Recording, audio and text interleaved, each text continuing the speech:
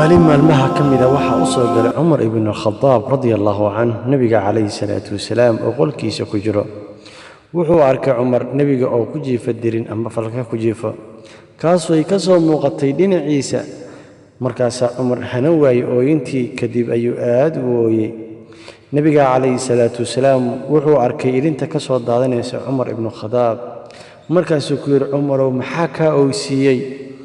Umar asiga oo kalimaadkiisa daran xambaarsan yahay ilin ayuu ku yiri yaa nabi Allah nabiga ilaahay maxaan u oogay adigoo ay ka soo muuqatay raadka dirinta dhinacaaga.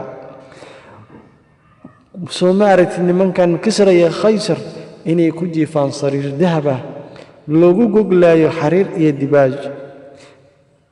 adigoo nabiga ilaahayna sidaan ayaa ku safaysan tahay.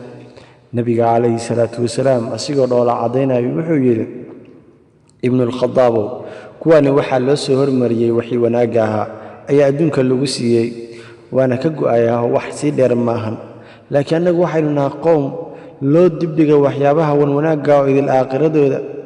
miyaadan raali ku noqonaynin inaynu lahayn aaqiro annaga aan dhammaanaynin ayagana adduunka la siiyo?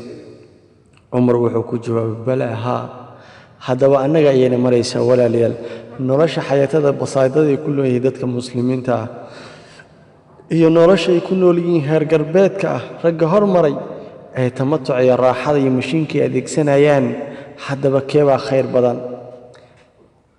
allahu akbar waa shaki la'aan rabbul ciza waayo dadka muslimiinta muuminiinta muwaxidiinta wuxuu ugu talagalay falaa taclamu nafsun maa ukhfiya lahum min qurrati acyun jazaan bima kaanuu yacmaluun.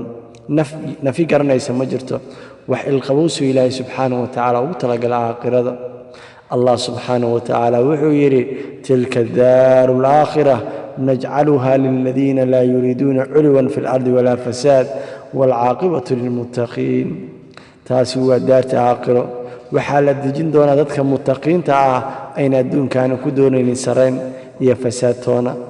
waxaa kaloo rabbulciza qur-aankiisa ku yidhi bal tu'thiruuna alxayaata addunya waalaakhiratu khayrun waabqaa. dadku waxay doonaan nolosha dunyada ay liidato iyadoo aakhire baaqi tahay inay hilmaamaan. allah subxaanahu watacaala ha noo kasaaniyo adiguba aynu dadaalna walaalayaal.